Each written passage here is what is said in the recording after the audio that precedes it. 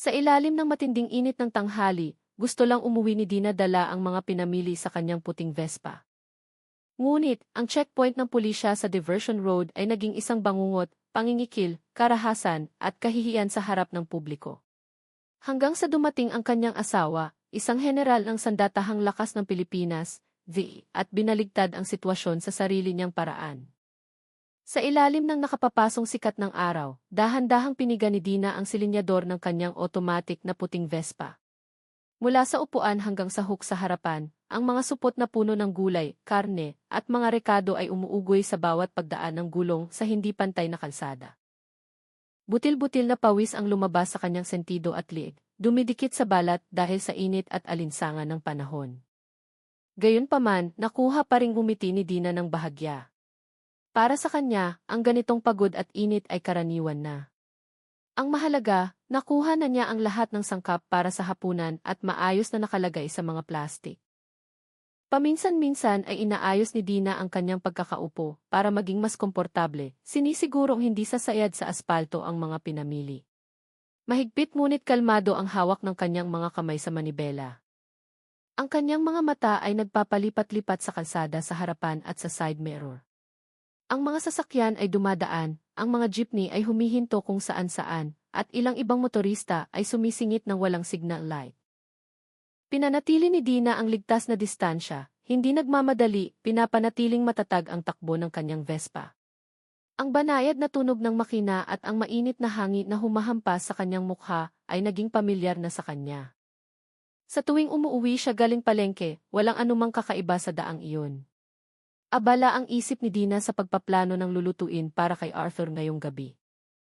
Siguradong magugustuhan ni Arthur kung magluluto ako ng sinigang na baboy at ginisang sitaw. Bulong niya sa sarili, tila ipinapaalala ito sa kanyang isipan. Inimagine niya ang mga simpleng hakbang na gagawin, paghugas ng mga sangkap, paghiwa ng gulay, paggigisa, at paghihintay na kumulo ang sabaw. Ang isipin na uuwi si Arthur galing trabaho na pagod ang mukha, tapos upo sa hapagkainan at sasabihin, ang bango naman, Dina, ay sapat na para maramdaman niyang sulit ang lahat ng pagod ngayong araw. Ang mga simpleng kaisipang iyon ay nagpagaan sa biyahe sa ilalim ng tirik na araw. Ang daang tinatahak niya ay halos pareho linggo-linggo. Kabisado na ni Dina ang sari-sari store sa kanto, ang talyer sa kaliwa, at ang malaking puno ng akasya na ginagawa niyang palatandaan bago lumiko. Ang mga hilera ng tindahan, kiosk, at mga puno sa gilid ng kalsada ay isa-isang dumaan sa kanyang paningin. Parang isang routine na hindi nagbabago.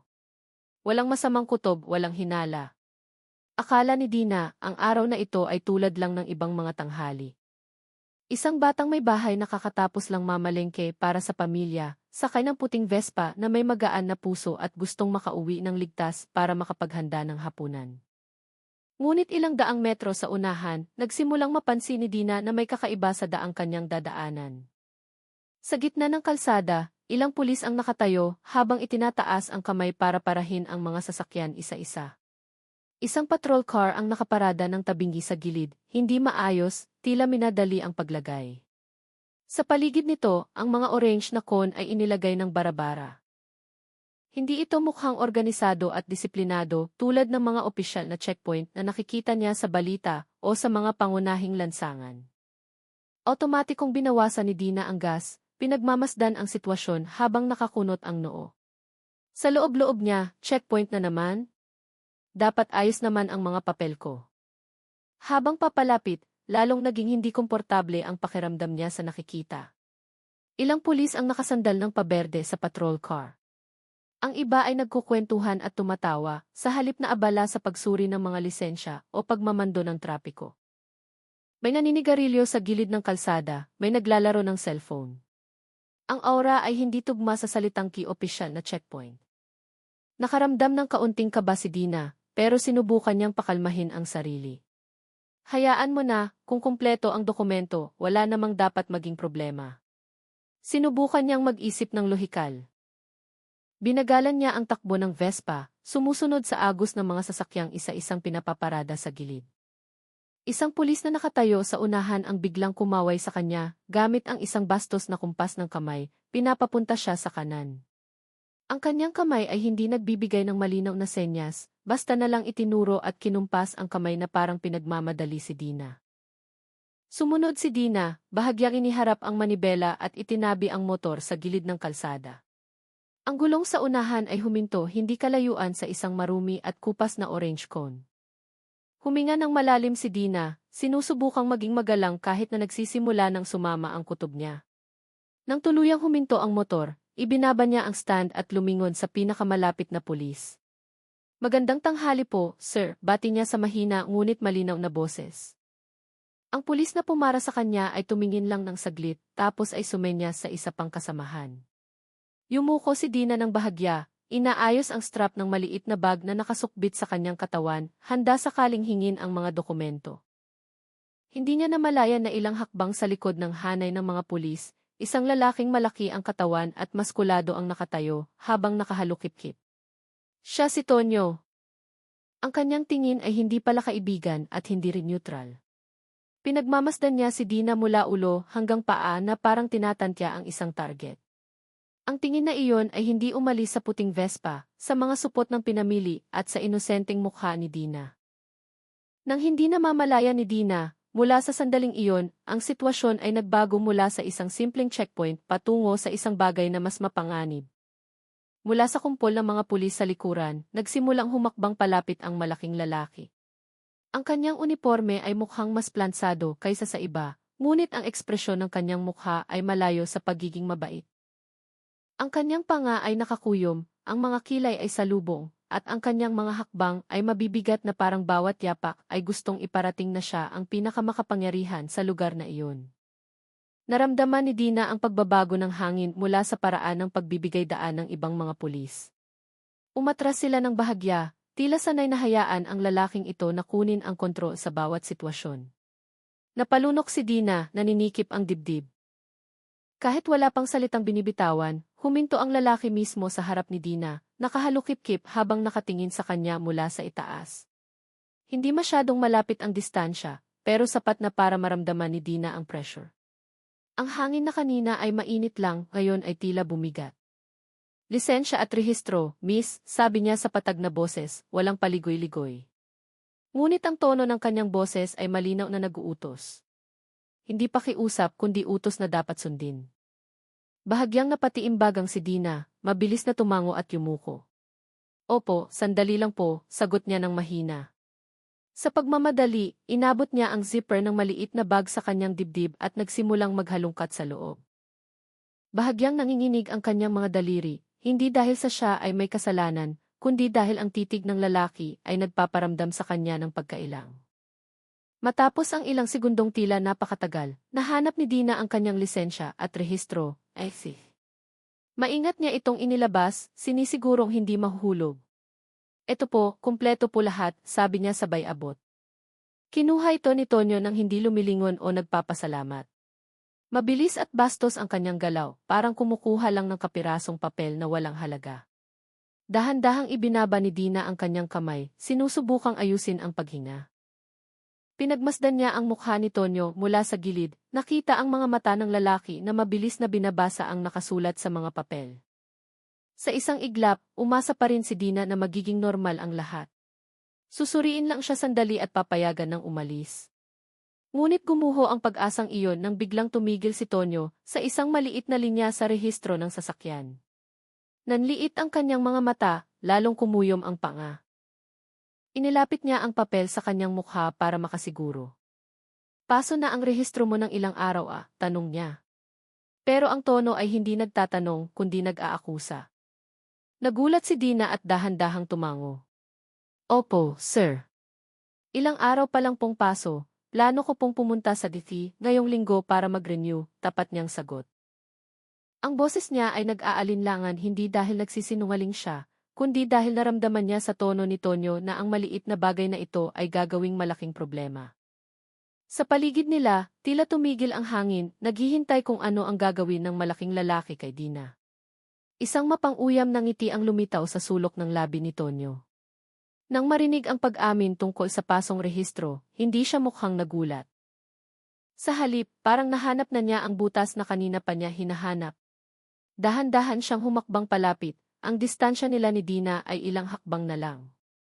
Naaamoy na ni Dina ang pawis na may halong amoy ng sigarilyo na nakakapit sa uniforme nito.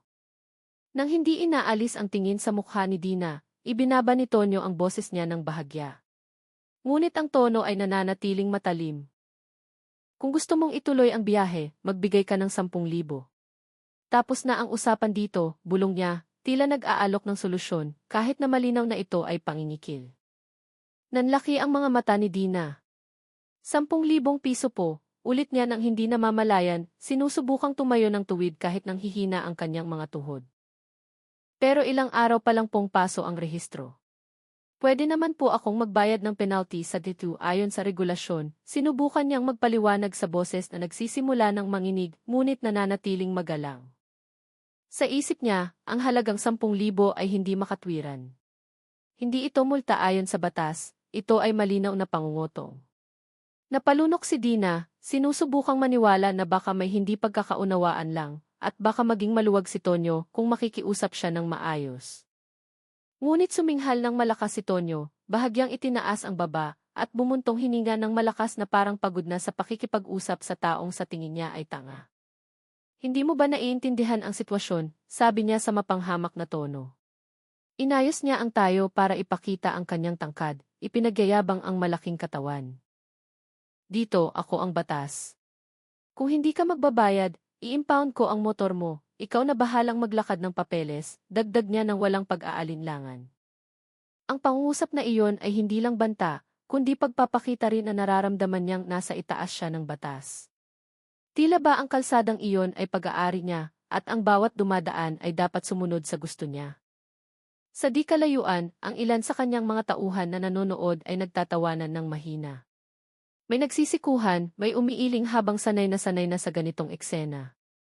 Ang kanilang tawanan ay hindi malakas, pero sapat na para iparamdam kay Dina na siya ay naipit. Napagtanto niya na kahit subukan niyang lumaban, mas marami sila at lahat sila ay nakauniporme. Hinawakan ng mahigpit ni Dina ang strap ng kanyang bag, sinusubukang kontrolin ang paghinga. Alam niyang mali ang hinihingi nila. Alam niyang siya ay ginigipit.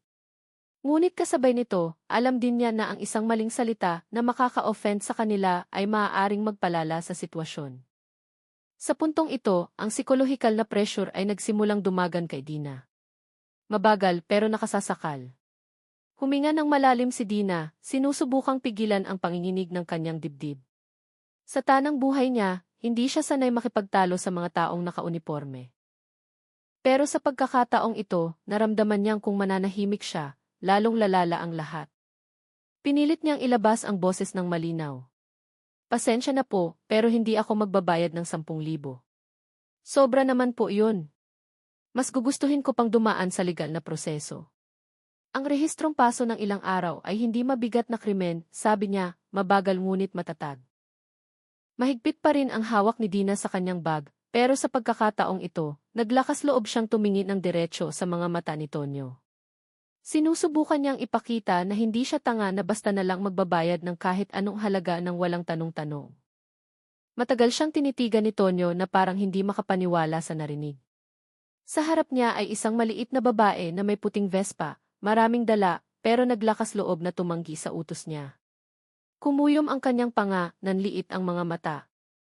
Sino sa akala mo ang kinakausap mo, ha? Tumaas ang boses niya ng isang octave, hindi na pataggaya kanina. Ang tonong iyon ay nagpaatras sa mga tao sa paligid.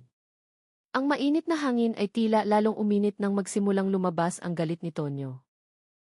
Humakbang siya ng kalahating hakbang palapit, sadyang binawasan ang distansya para mang-intimidate. Bumilis ang tibok ng puso ni Dina, pero tumanggi siyang umatras. Muli siyang lumunok, nilalabanan ang takot na nagsisimulang kumain sa kanya, pero sinusubukan pa ring panindigan ang kanyang posisyon. Hinihiling ko lang po ang katarungan.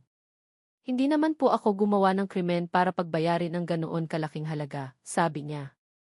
Bahagyang nanginginig ang boses, pero malinaw ang pangungusap. Hindi siya sumisigaw, hindi nagmumura, nagsasalita lang gamit ang katwiran na sa tingin niya ay tama. Sa loob-loob ni Dina, alam niya ang panganib. Habang lalo siyang nagmamatigas, lalong nete-trigger ang ego ng lalaking nasa harap niya. Pero alam din niya na kung susuko siya ngayon, pagsisisihan niya habang buhay na hinayaan niyang manaig ang kawalan ng katarungan ng hindi man lang lumalaban. Ang ibang mga motorista na naghihintay ay nagsimulang lumingon. Ang ilan ay tumitingin sa side mirror, ang iba ay nagkukunwaring inaayos ang helmet habang sumisilip. Narinig nila ang bahagi ng usapan, naintindihan na tumatanggi si Dina na magbayad ng malaking halaga. Ngunit nang magpakawala ng matalim na tingin si Tonyo sa paligid, isa-isa silang yumuko, nagkunwaring abala sa kani-kanilang mga motor. Walang naglakas loob na magsalita o magtanggol. Ang kapaligiran ay tila nagyelo sandali.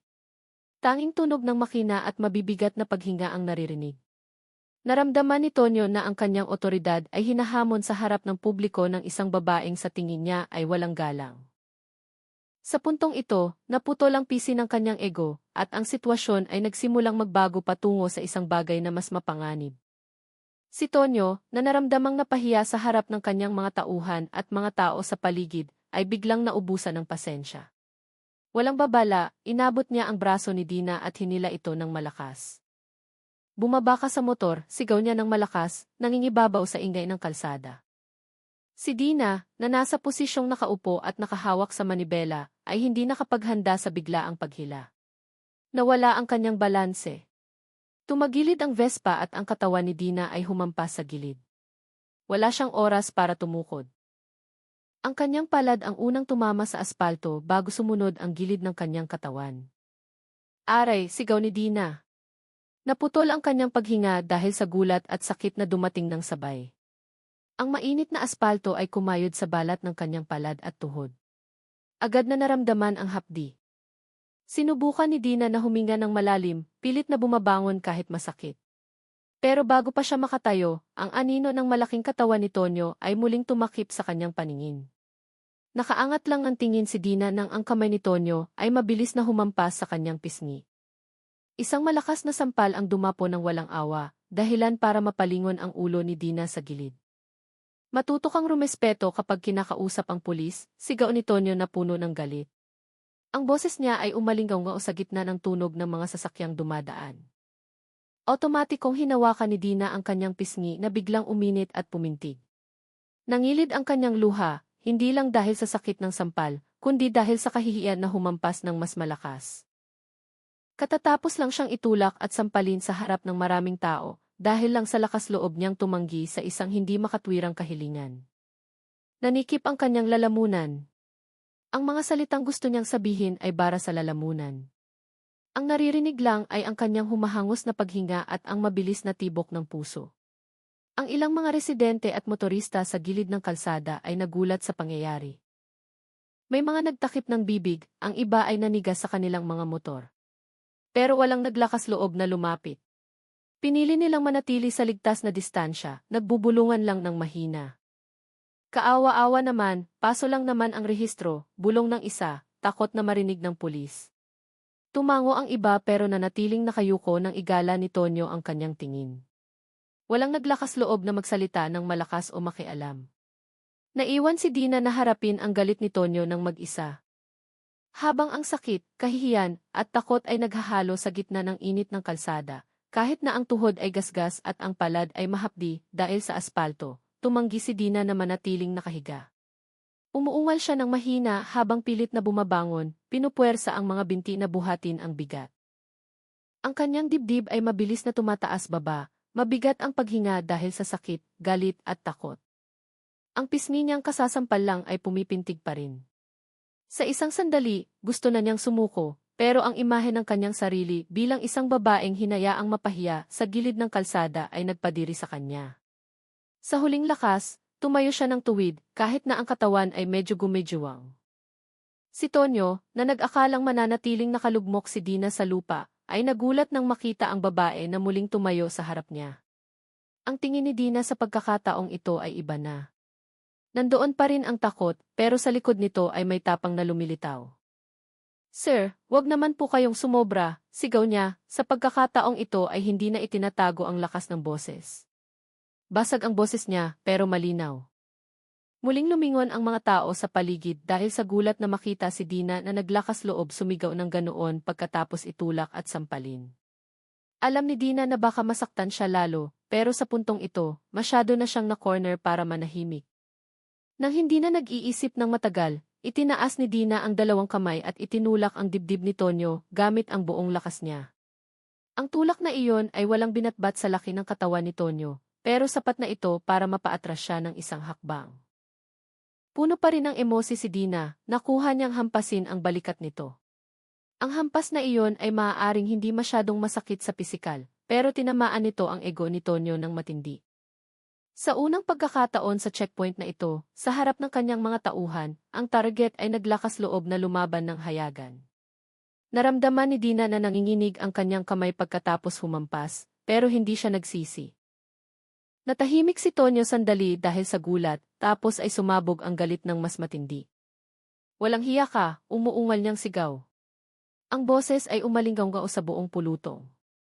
Ang kanyang mga tauhan na nanonood ay tumawa ng maikli. Ang ilan ay may tonong ng iinsulto, ang iba naman ay mukhang nag-aalala na makita ang kanilang amo na nilalabanan ng isang babae. Nagkatinginan sila, hindi sigurado kung dapat na ba silang makialam o maghintay ng utos. Alam ni Dina na maliit ang tsansa niya. Imposibleng manalo siya sa lakas laban sa lalaking ganito kalaki at sa mga kasama nito. Pero sa loob niya, nakagawa na siya ng mahalagang desisyon. Ano man ang mangyari pagkatapos nito, hindi siya maaalala bilang babaeng nanahimik habang tinatapakan at ipinapahiya sa gilid ng kalsada. Ang ganti ay dumating na parang bagyo nang maramdaman ni Tonyo na natapakan ang kanyang ego. Pulang-pula ang mukha niya, ang mga ugat sa liig ay lumalabas. Nang walang pag-aatubili, pinaulanan niya ng suntok si Dina. Ang lakas ng loob mong labanan ako ha, sigaw niya na puno ng galit. Nagulat si Dina at reflex na itinaas ang kamay para sumangga. Pero malinaw na hindi pantay ang lakas nila. Ang unang suntok ay tumama sa braso na ginamit niya pangharang sa mukha, dahilan para mapaatras siya ng kalahating hakbang. Bago pa siya makabawi, sumunod na ang isa pang suntok. Mula sa ibang direksyon, isang suntok ang tumama ng direkta sa tiyan ni Dina. Naputol ang kanyang paghinga, napayuko siya agad. Ang kamay ay nakahawak sa tiyan na parang sinaksak mula sa loob. Hindi pa nawawala ang sakit. Isa pang suntok ang humampas sa kanyang balikat ng malakas dahilan para mawalan siya ng balanse. Tinulak siya ni Tonyo ng malakas gamit ang dalawang kamay. Ang katawan ni Dina ay tumalsik paatras at muling bumagsak sa mainit na aspalto. Sa pagkakataong ito, wala na siyang oras para sumanggagamit ang kamay. Ang kanyang likod ay tumama sa matigas na kalsada ng buong lakas. Ang sakit ay kumalat mula likod hanggang sa buong katawan, dahilan para halos hindi niya makontrol ang paghinga. Humingal si Dina ng mabilis at mabigat. Ang paningin niya ay nagsimulang umikot. Ang sikat ng araw na kanina ay mainit lang, ngayon ay nakakasilaw at nagpapalabo sa paligid. Sinubukan niyang mag-focus pero lahat ay gumedjuwang. Tama na po. Nahihilo ako, pakiusap ni Dina sa boses na halos hindi marinig. Sinubukan niyang gumapang palayo, ang dalawang kamay ay naghahanap ng kakapitan sa aspalto na puno ng alikabok at graba. Ang mga gasgas sa tuhod ay kumayod sa magaspang na ibabaw na nagdagdag ng hapdi. Hindi na nagbalak lumaban si Dina, gusto na lang niyang tumigil ang pananakit. Ngunit para kay Tonyo, ang pagsuko ay hindi sapat para pawiin ang galit. Nang walang pag-aalinlangan, inihagis ni Tonyo ang kanyang paa at sinipa ang tagiliran ni Dina na sinusubukang bumangon. Ang sipang iyon ay nagpagulong kay Dina at muling bumagsak ng patagilid. Para madala ka, sigaw niya ng malakas na tila gustong marinig ng lahat. Ang kanyang mga tauhan ay nakatayo lang sa likuran, walang sumubok na pumigil. Ang ilan ay tumawa ng mahina, tinitingnan ang nakikita bilang isang nakakatawang palabas sa gitna ng init ng araw. Walang humakbang para pigilan o sabihin man lang na tama na. Tila ba ang pambubugbog sa isang babae ay normal na paraan ng pagtuturo ng leksyon sa mga naglalakas loob na lumaban. Habang si Dina ay nakahiga sa kalsada, masakit ang buong katawan, ang hininga ay kapos at ang ulirat ay dahan-dahang nawawala ng mag-isa sa gitna ng mga taong piniling manahimik. Hindi pa nakontento sa pambubugbog kanina, yumuko si Tonyo at hinawakan ang nanghihinang braso ni Dina. Walang pakialam sa mahinang daing na lumabas sa bibig ng babae. Kinaladkad niya ang katawan ng dalaga palayo sa motor papunta sa isang puno sa gilid ng kalsada. Ang sapatos ni Dina ay kumayod sa lupa, ang dulo ng paa ay tumatama sa mga bato at ugat na nakausli. Itatali natin para hindi na makapalag, sabi niya ng may kadalian, tila normal lang ang ginagawa. patag ang tono, pero ang kilos ay malinaw na lumampas sa hangganan. Sinubukan ni Dina na sumabay sa hila, pero ilang beses natisod ang kanyang paa dahil sa sobrang panghihina ng katawan. Nagpumigla si Dina kahit halos ubos na ang lakas. Sinubukan ng mga kamay na humila pabalik, ang mga balikat ay sinusubukang kumawala, pero masyadong mahigpit ang hawak ni Tonyo. Sir, huwag. Gusto ko lang umuwi, ang boses niya ay paos at bara sa lalamunan. Hindi na siya nagsasalita tungkol sa buwis o multa, gusto na lang niyang makaalis sa sitwasyong ito ng buhay at makauwi. Pero hindi pinansin ni Tonyo. Kinalagkad niya si Dina hanggang sa tumama ang likod nito sa magaspang na balat ng puno. Mula sa bulsa ng isang tauhan, kinuha niya ang isang lumang lubid. Mabilis at marahas ang galaw, hindi binibigyan ng pagkakataon si Dina na makatakas. Nagsimulang ipulupot ni Tonyo ang lubid sa katawan at mga braso ni Dina. Ang lubid ay nakapulupot sa dibdib, braso, at pulso, itinatali siya ng mahigpit sa puno. Sa bawat hila ng lubid, lalong naiipit ang katawan ni Dina, mahirap gumalaw. Napadaing siya sa sakit nang humiwa ang lubid sa balat na pasa at mahapdi na. Samantala, ang mga pinamili ni Dina ay nagkalat sa lupa. Punit ang mga plastik, ang ilang gulay ay gumulong sa kanal, basag ang mga itlog sa kalsada, ang mga rekado ay kumalat nang walang pumapansin. Ang puting Vespa ay iniwang nakatagilid, halos matanggal ang stand, saksi sa hindi makataong ginawa sa may-ari nito ilang metro lang ang layo. Nagawa lang igalaw ni Dina ang kanyang ulo ng bahagya para tingnan ang mga labi ng pagkaing iningatan niya ng mabuti, ngayon ay sira-sira na. Dahan-dahan, nagsimulang magkumpula ang mga residente sa di kalayuan. May nakatayo sa harap ng sari-sari store, may nakahinto sa motor, may sumisilip mula sa bintana ng kotse. Pero lahat ay nag-aatubiling lumapit. Kaawa-awa naman, pero kung tutulong tayo, baka tayo pa ang mapahamak, bulong ng isang ale sa kapitbahay. Ang mga mata ay hindi umaalis sa nakataling katawan ni Dina. Tumango lang ng bahagya ang kapitbahay, tensyonado ang mukha. Kinagat ni Dina ang kanyang labi, pinipigil ang hikbi na kanina pa nakabara sa dibdib. Sa huli, tumulo ang luha, hindi lang dahil sa sakit ng katawan, kundi dahil sa kahihiyan na sumasakal sa puso. Pakiramdam niya ay ginawa siyang tontonan. Wala akong kasalanan, paso lang ang rehistro ko, bulong niya sa sarili, halos hindi marinig. Inulit niya ang mga salitang iyon sa isip, parang gustong ipaalala sa sarili na hindi siya kriminal, kahit na tinatrato siyang parang kriminal sa harap ng madla. Hindi nagtagal matapos mawalan ng kakayahang lumaban si Dina sa gapos ng lubid, sumulyap si Tonyo sa isang maliit na karinderya sa malapit. Sa harap ng tindahan ay may balde ng tubig na ginagamit sa paghugas ng pinggan. Nang walang kahihiyan, lumakad siya roon at kinuha ang balde nang walang paalam. Ang may-ari ng tindahan ay nakatingin lang, tensyonado ang mukha, pero hindi naglakas loob na magreklamo. Isa sa mga tauhan ni Tonyo ang lumapit habang tumatawa ng mahina. Buhusan na ba natin, boss? Tanong niya sa tonong nagbibiro, tila ba ang gagawin ay isang maliit na kalokohan lang.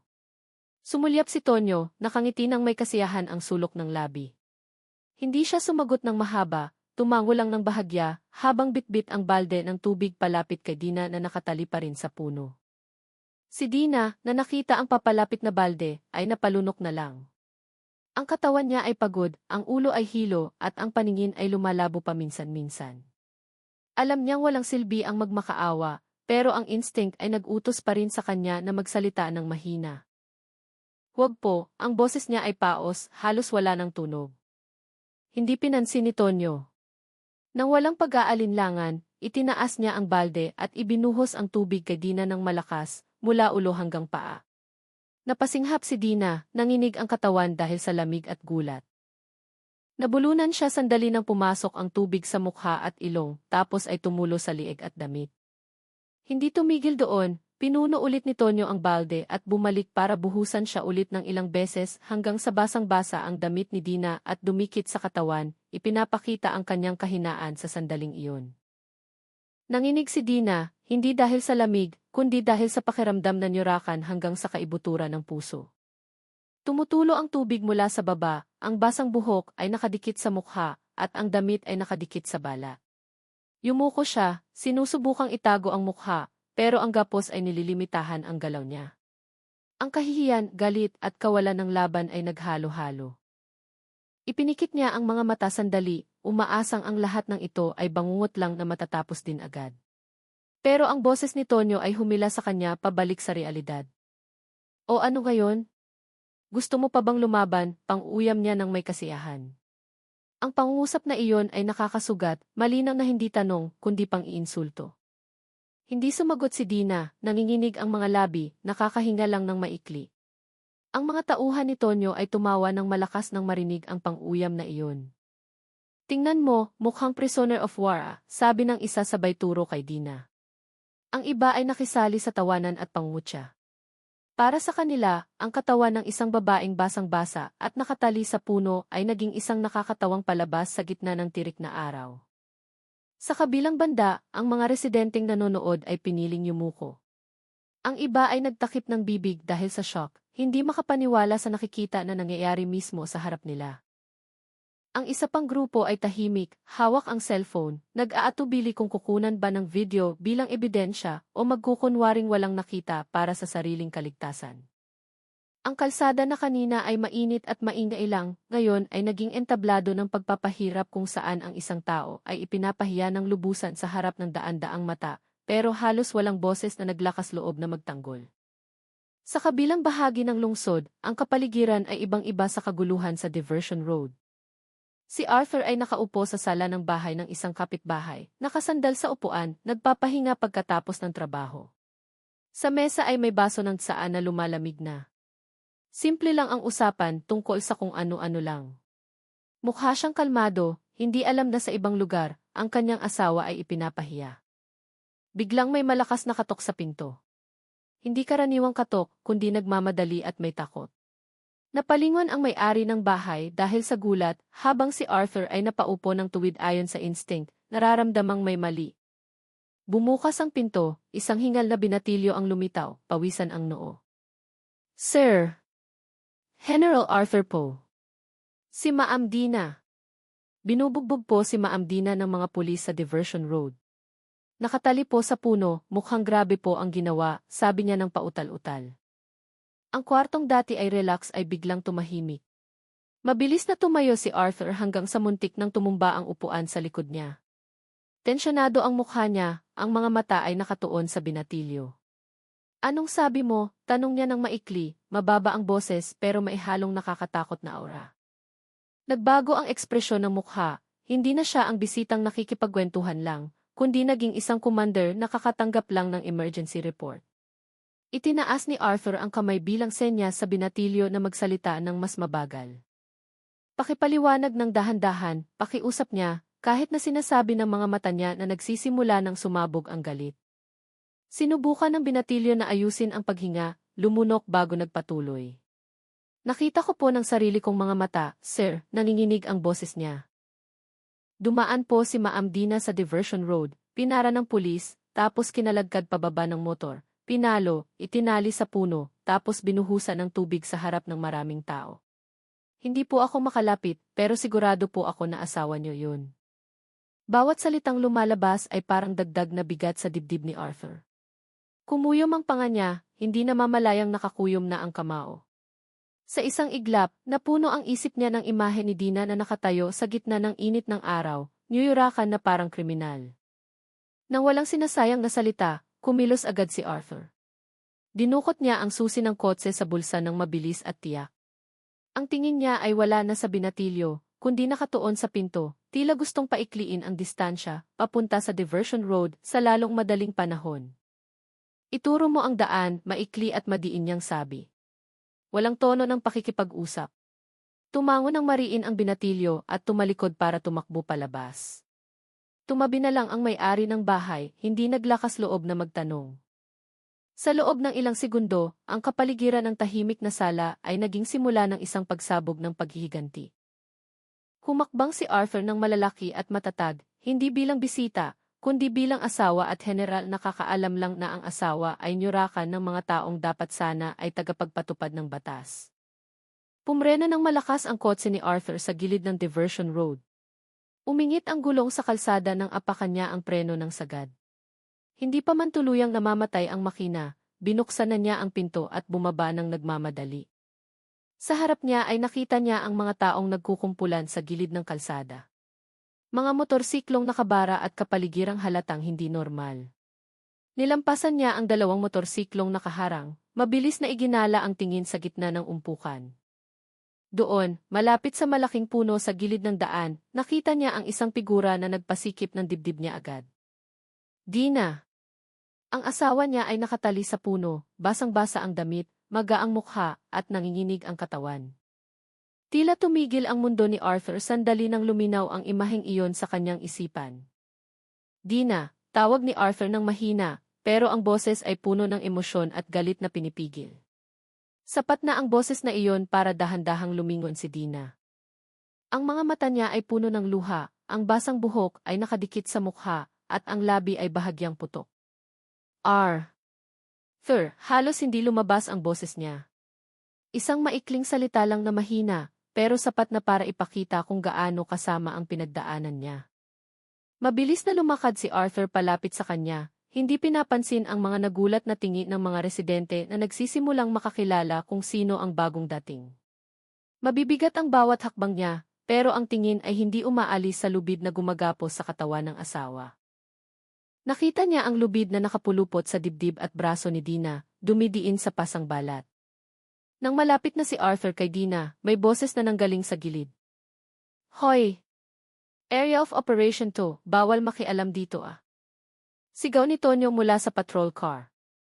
Humakbang siya ng ilang beses palapit, sinusubukang panatilihin ang imahe sa harap ng mga tauhan at residente. Pero hindi lumingon si Arthur kahit kaunti. Nakakuyom ang panga, malamig ang mga mata. Nang walang sinasabing kahit ano kay Tonyo, itinuon ni Arthur ang pansin sa lubid na nakatali kay Dina. Mabilis ang galaw ng kanyang mga kamay, tumpak, pero maingat para hindi madagdagan ang sakit ng asawa. Isa-isa niyang kinalagan ang mga buhol hanggang sa hindi na nakadikit ang katawan ni Dina sa puno. Inalalayan ni Arthur ang balikat ni Dina para hindi ito matumba, sinisigurong kaya pa nitong tumayo.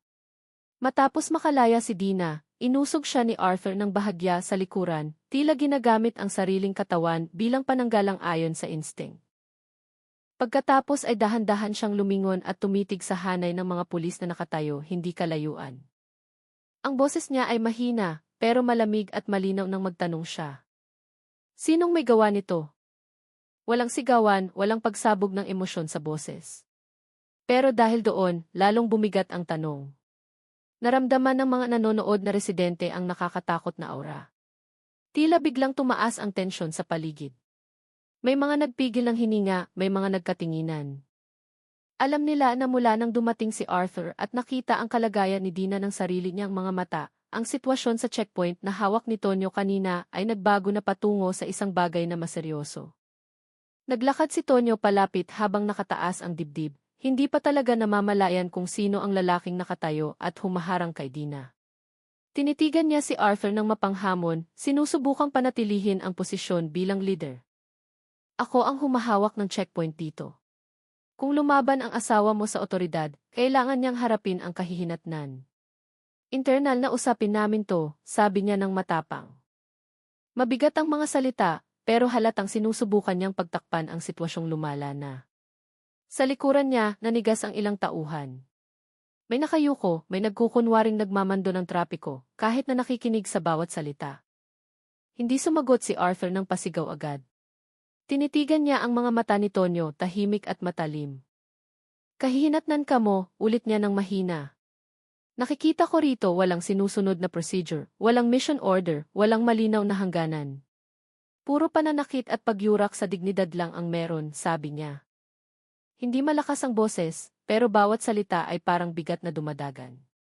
Walang pagdadrama, pero malinaw na ipinapakita na alam niya ang pagkakaiba ng tamang checkpoint at ng gawaing abusado.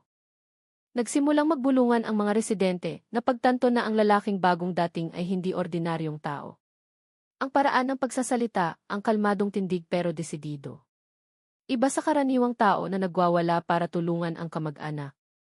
Sa gitna ng tensyon, isang pulis na nakatayo sa likod ni Tonyo ang lumapit at bumulong ng mahina sa tainga ng hepe. Boss! Si General Arthur yan.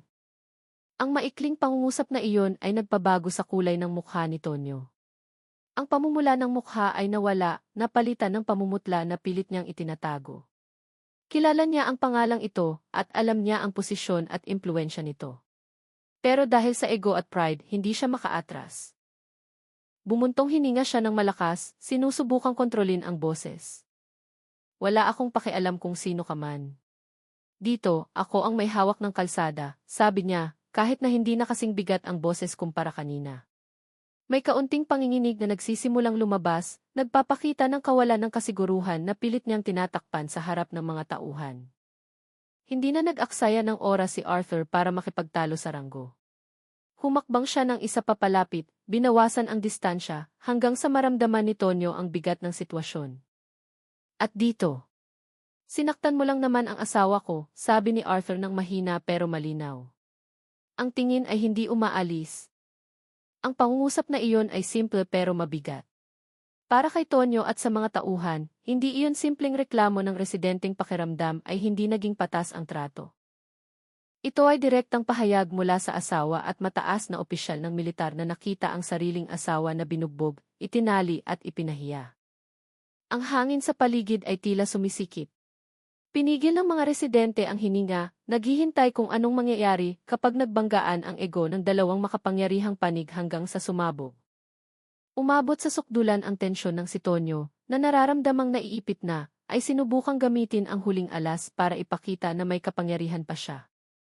Sa mukhang tensyonado at nakakuyom na panga, itinaas niya ang kamay at hinawakan ang balikat ni Arthur, akmang itutulak ito palayo.